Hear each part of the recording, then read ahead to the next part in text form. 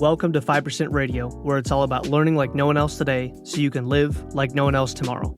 Please be sure to share and subscribe.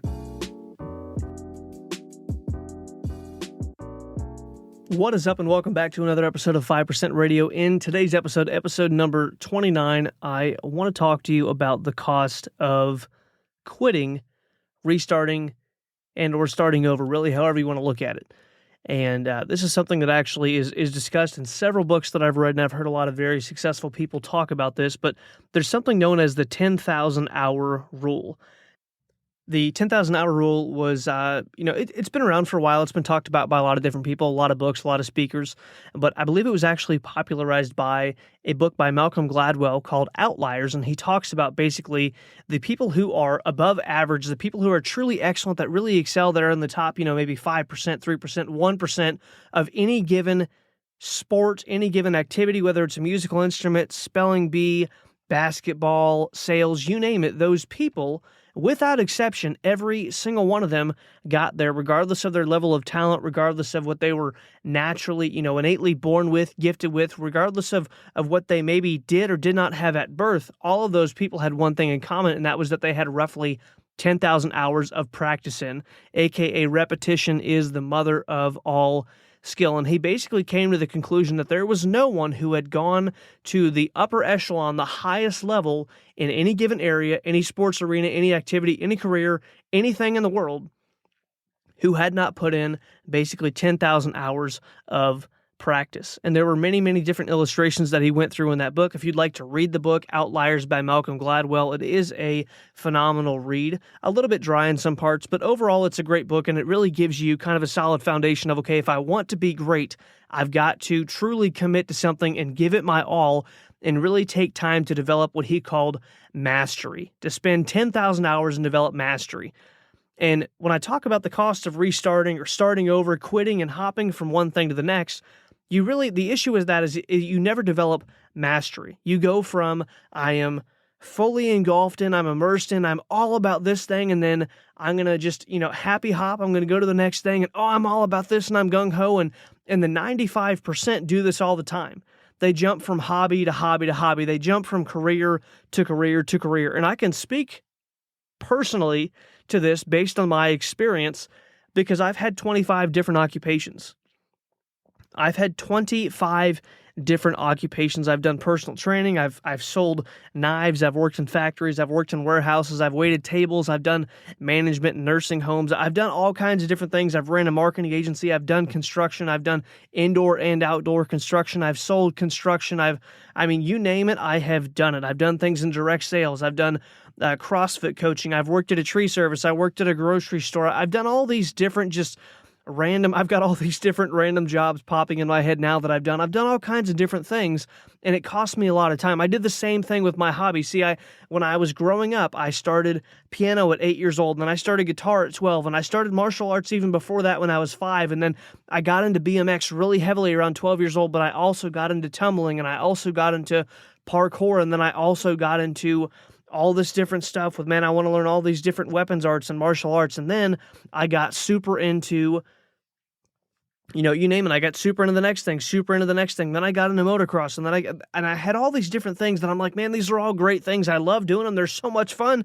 I didn't have time to get really, really, really, really, really good at one thing. And we've all heard the term jack of all trades, master of none. There's no truer statement when a person hops from one thing to the next, to the next, to the next, to the next. And it's very damaging to your success. And here's why.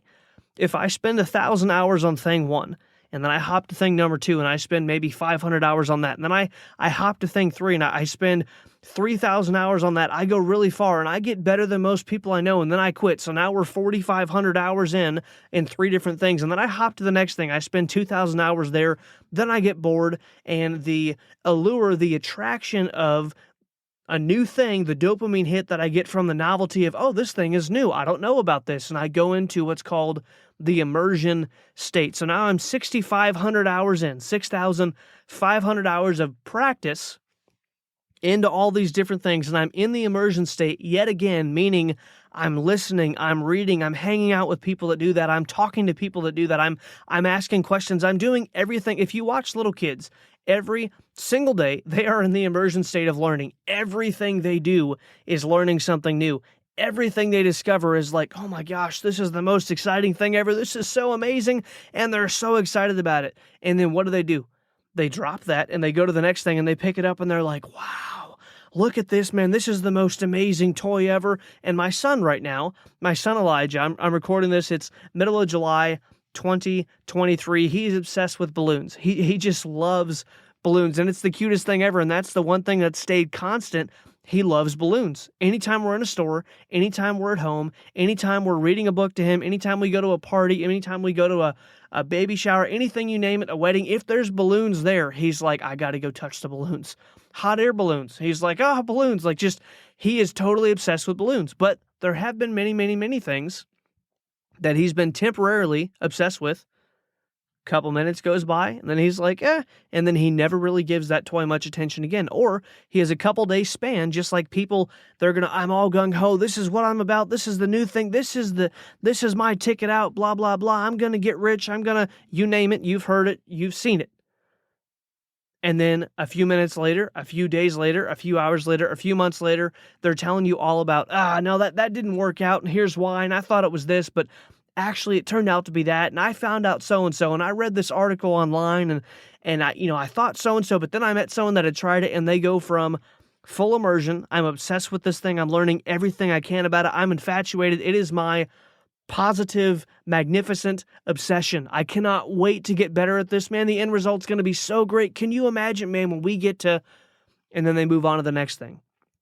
So the cost of starting over is that now, going back to my analogy, now I'm 6,500 hours in, I'm 3,500 hours shy of what it would take to master one thing, and now I've dabbled in 4 different things. See, because when something is no longer interesting, I'm reading a book right now by Rick Pitino. It's called Success is a Choice, and my mentor told me I need to shift gears and I need to start actually reading coaching books. He said, you can perform well in what you do, you understand the basics, you can do better than most people can do in what you're currently doing, but you need to learn the skill set of coaching an individual based on their individual strengths, weaknesses, needs in that moment, being able to read them as a person, start reading coaching books. So I've switched gears. Now I love novelty just as much as anyone else. The dopamine hit of getting a new book or learning a new topic or any of that kind of stuff, I love that. That's why I have an entire bookshelf in our house that's dedicated to books to be read. And I constantly keep buying new books because I'm like, man, I can't wait to read the next one. Can't wait to read the next one. Can't read the next one. So even within your area of mastery, which mine is working with people in a variety of different fields, but mine is working with people. That's what I'm looking to develop mastery in, because you're always going to be with people. You're always going to need to either help them or need help from them. And you're always going to have to deal with them in a positive or negative sense. However you want to look at it, it's been said that people are the best part of life. It's also been said that people are the worst part of life. I love working with people. I love working through their issues. I love helping them with things. I love seeing that light bulb moment when someone finally understands, oh man, I get it. And I've spent a lot of hours in teaching and coaching and instructing, and I love that area. I love that field of study. So whatever I can do to become a better communicator, whatever I can do to become more persuasive, not in a manipulative way, but in a way that, man, if I can help them understand that, man, if you do this, it's the best thing for you. Whatever I can do to get better with people in any given area, whether it's counseling, psychology, sales, marketing, anything I can do to understand them better and help them understand things that are important in their lives better, I am highly, highly, highly interested in those areas. So I read in leadership, I read in sales, I read in psychology, I read in counseling books, I read in all of these different areas. I read in people skills books, I read in books about how to start conversations, I read in books about small talk, I've read entire books on how to ask questions, I've read entire books on the sales process, on the consultative sales process, I've read entire books on coaching, I've read books on speaking. I want to get better with people. And so for me, the novelty of, man, I have a new book that I want to read, but at this point, if my mentor told me you need to work on these things, if I am putting time into another area that is diverting my attention, I'm taking deposits out of what I could be putting towards my 10,000 hours. I'm taking those deposits out and putting them somewhere else. So back to the analogy, we're 6,500 hours in, I've got 3,500 hours left, and I have developed mastery in an area. And this is one of the things that he talks about in the book Outliers, Malcom Gladwell being the author, this is one of the things that he discusses. It's not just me going through the motions. See, there's actually another book that my wife and I both recently went through, and it's Talent is Overrated by Geoff Colvin, I believe is the name. It's like Geoff and then Colvin is the author's first and last name. But anyway, one of the things that author talks about in the book is that essentially that there's a difference between practice and deliberate practice, meaning there's a difference between going through the motions and actually working on getting better. See, deliberate practice and the cost of starting over comes at a point when things get difficult, when I reach the end of my current skill set, my current ability to perform a task, my current ability, the threshold of, man, I'm about to fail. So like, for example, if I was an ice skater, and I'm not an ice skater, I'm a terrible ice skater, and every single time I go ice skating, which is about once every decade, my ankles hurt terribly when I'm done. Just every single time. Like if they made an ice skate with 2 skates on each foot, so you could kind of be like balanced out, that'd be great. So anyway, every single time I go, my ankles hurt. It's not a pleasant activity for me. I'm sure I'll be going in the next 5 years or so to take some of our kids because I'm sure they'll want to go. Novelty, they want a new experience. I'm all about it. I'll take them. So every single time I go, my ankles hurt. Now, if I was trying to skate backwards, I would be able to do it a little bit. Like if I pushed off the wall and learned how to, they kind of cut their feet back and forth to gain momentum, and I learned how to look back. I could learn how to do that, but it would be like right at the edge of my ability to learn how to do that. Same thing with like trying to do like the breaststroke in a pool. If I was trying to learn the breaststroke in a pool, I can like just barely do it, but I'm also like halfway drowning while I'm doing it because like I'm not good at it at all, but I can do it. But that's deliberate practice. That's me working right at the edge, not of my potential, but right at the edge of my current ability. We're never going to reach our full potential, ever. Ever, ever, ever. You can try as hard as you want to. That is the goal, is to fulfill and get all of the potential that is within you out because God created you for a purpose. He gave you certain gifts for a reason. If you're not going to use them, then, as the Bible talked about in the parable of the talents, really he should have given them to someone else, and you should have used what you had, because if you didn't, really he should have taken that and given it to someone else. So, if you have a gift, please, please, please develop that. Please don't waste what he gave you. But if I'm practicing in the pool, and I'm almost drowning, and I'm working right at the edge of my ability, that is deliberate practice. Deliberate practice is not doing something that I can already do. It's not doing something over and over and over again that bores me to tears. And when most people get to the point of deliberate practice, they realize, man, this sucks. This is getting difficult. This is actually pushing me. I'm going through mental pain trying to get myself to do this. This is not fun. The novelty was fun. The immersion stage, when I got fully into it, when I was learning every day and when it was new and exciting and when there was dopamine because I was, oh, this is new and that's new, man, this feels good.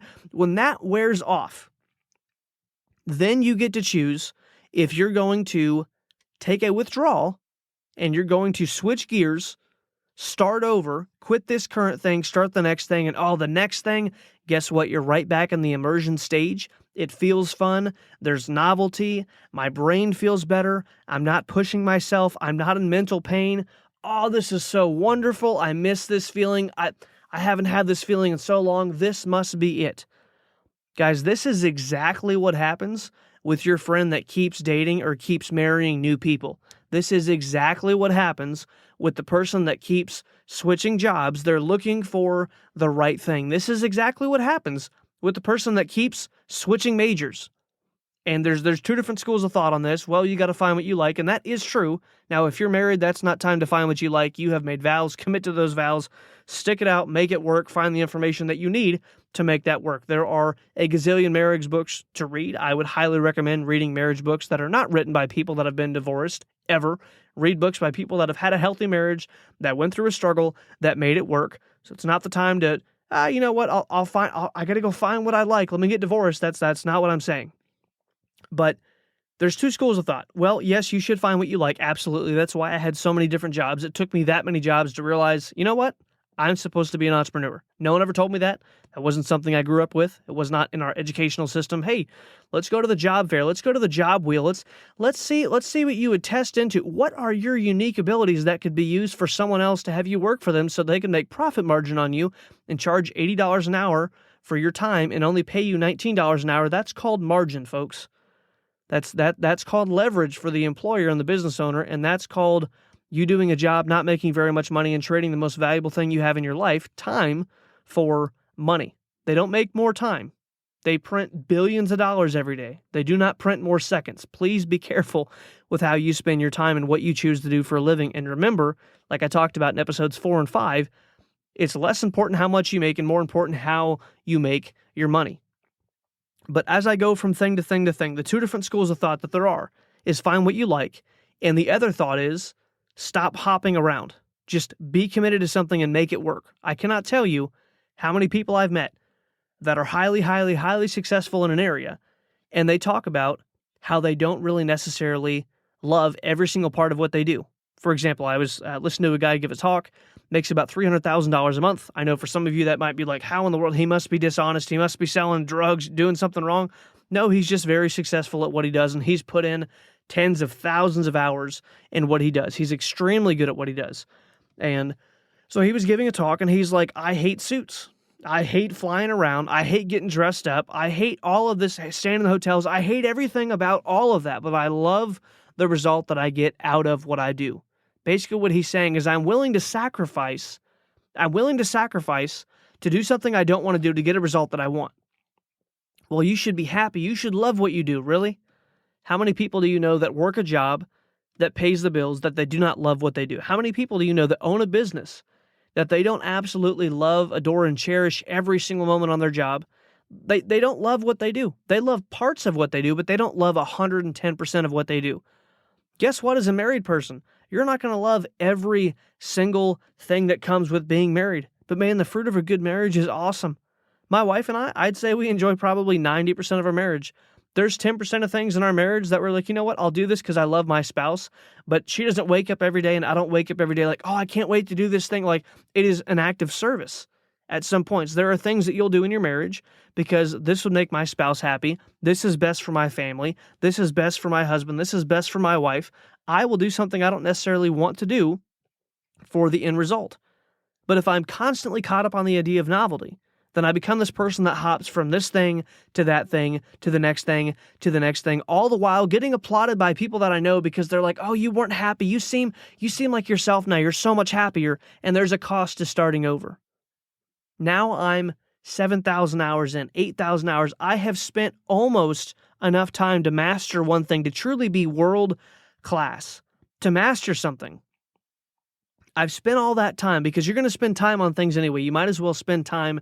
You cannot be good at everything. I believe that anyone can be world class at almost anything if it's not talent dependent. If it is just a skill, you can be world class at it. And there's a great example of this. So there was a gentleman who was a world chess champion, and everyone was just touting him as like, oh, he's a savant, he's a genius, and it's his IQ, and it's this and that, and he was just born. And he's like, no, guys, like, I put a lot of stinking practice. Like, I put so much time into this thing. It's not that I'm a savant. It's not that I'm naturally gifted. It's not that it just came to him. Must be easy, must be nice, you know? Like, he's like, no, I put in the work. So just to prove it, he started a brand new discipline that he had no experience in. He started jiu-jitsu, and guess what? 3 years later, he was the world champion in a jiu-jitsu tournament. I don't know. I think it was Worlds, but he was like a world champion at one of the biggest stages, per se, in this sport of jiu-jitsu or Brazilian jiu-jitsu, one of the two. It's a style that I actually will be getting back into. I took it for about 9 months. It was my second martial arts style that I pursued. Love it to death. Watch videos of it all the time. Teaching it to some people, about to start taking lessons again myself, classes, whatever you want to call it. Very, very, very fun sport. But it was something that I already had a background in. I already had a background in ground fighting and grappling and wrestling. This guy had no background in it whatsoever. Gets started, 3 years later, is a world champion. Because he wanted to show people that it wasn't about his natural gifting, it wasn't about his talent, it wasn't about his natural ability or his athleticism. It wasn't about any of that. It wasn't about his mental agility. The reason that he was so good at chess was he just had this mind that he was blessed with that no one else had. No. He put in the practice. And to show that, he left that field, went into another one, did full immersion, put in his time, and became a world champion. There was another family. There was a man, and he was absolutely obsessed with basically with teaching and coaching children, with basically finding out what is their potential and how much is nature versus nurture. Like him and his wife were really, really, really both into psychology, and they basically got married on like contractual agreements, not like the wording I want to use, even though that's like what, a marriage certificate is, but a marriage license. But basically they got married on the premise of like, I really want to find out how much of the outcome of someone's life is nature versus nurture. In other words, nature, what they were born with, what is innately there; nurture, the environment that they're raised in. Which one's really more powerful? Which one's really more important? Which one ultimately determines what happens with this human being? Is it their environment, or is it what they were born with? So they got married. They were both fascinated with psychology, and they were absolutely obsessed with, and not legitimately obsessed with like this was his life, but he basically artificially became obsessed with chess. And it was either 2 or 3 daughters. I believe it was 3 daughters. And he had these 3 daughters. Could have been 4. It's been a little bit since I read this section of this book. But he talked about, in the book, and his daughters were interviewed, everything they read, everything they did for hobbies, everything they did for practice, every second that was not spent in school, all of their playtime, everything was chess. Everything was chess. All of their time. I'm talking hours and hours and hours and hours and hours a day. And remember, 365 days a year, if I spend roughly 3 hours per day in an area, it's about 1,000 hours. 10 years in, I am getting close to or over 10,000 hours of mastery. So he spent more than that with his girls. I'm talking more than 4 hours a day, just a ridiculous amount. And by the time they were pretty young ages, like world record setting ages, like no one had ever done this before, let alone a little gal, they were breaking matches. They were beating grandmasters. They were breaking and setting all kinds of different records. And the younger daughters, like, so if he had 3 kids, the oldest one would set a record, the middle one would break it, and the youngest one would go on. And these kids were like, oh, they're so amazing. They must be this, they must be that. And they're like they were interviewed and they were asked about this, and they're like, everything we did in our house, like it didn't feel like deliberate practice to us. It didn't feel like it was difficult. It was just our way of life. And the dad understood, if I can immerse these kids in chess and nothing but chess. You may disagree. You may agree with this. Oh, that's great that he did that. What a wonderful experiment. Or he robbed those kids of their childhood. That is neither here nor there. But what he did choose to do is he proved a point. If someone was completely obsessed with, and they were fully immersed in an environment where they learned about nothing, did nothing, and thought about nothing but this one thing, day in and day out, 24/7, 365, that was their lifestyle, guess what's going to happen? They're going to get great at that. So let me ask you this, and I'm going to bring this home. What has your cost of starting over been? How many things have you started and quit? And when are you going to make a habit of going from starting over, quitting? When are you going to make a habit of quitting instead of starting something new? Let me say that again. When are you going to make a habit of quitting? In other words, when are you going to stop quitting things? Quitting, it sounds a little odd, but when am I going to say enough's enough? I'm going to find something. I'm going to stick with it. I'm going to put in the immersion. I'm going to put in the time. I'm going to put in the deliberate practice, the right at the edge of my ability, where I would be, if I'm swimming, I would be drowning. If I'm ice skating, I would be just pushing myself just to that limit. I can barely do this. It's so frustrating. It's mentally taxing. It's emotionally it's terrible. Like, this is so difficult. I can remember when I was practicing certain piano pieces growing up, I would get done practicing only a half an hour session, and like my brain would literally hurt. Like, it would be tired, like mentally tired. Physically, I'm not tired. I'm sitting at a piano. I might be sweating a little bit because I'm playing advanced pieces and I'm moving a lot and I'm using almost all the keys on the piano.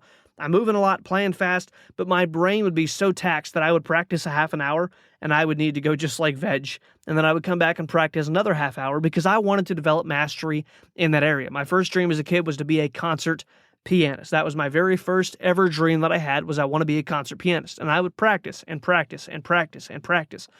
And my brain would be exhausted and I would be playing right at the edge of my ability, and it would be extremely frustrating. But I didn't choose to quit. I continued on with piano for over a decade before I ended up, getting into working full-time, and I just got busy and I didn't have a piano in my house, and, moving into different seasons, things just got busy, but I still play. But when I was in that season of deliberate, hard practice on a regular basis, it was exhausting. It wasn't fun. It wasn't like, oh, this is great. I knew another kid that practiced violin like 4 to 6 hours a day, and he was absolutely incredible. But no one's going to look at that and say, that looks fun. 6 hours a day, that looks awesome. Yeah. No, hanging out with your friends, skipping dates on the weekends, waking up, basically putting in almost a work day, just practicing an instrument just to be great. So when are you going to quit quitting, decide to quit starting over, stick with something, and put in the time of full immersion where that is all you do, it's all you think about, it's all you practice? I'm not saying you become obsessed with this and throw your life completely out of balance and you give up everything else that should be a priority in your life. I'm not saying that.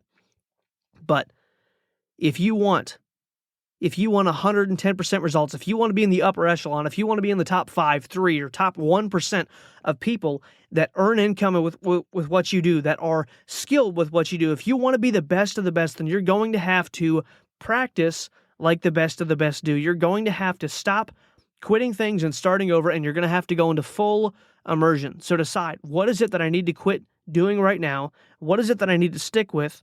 How can I stop happy hopping, going from this thing to that thing and that thing to this thing?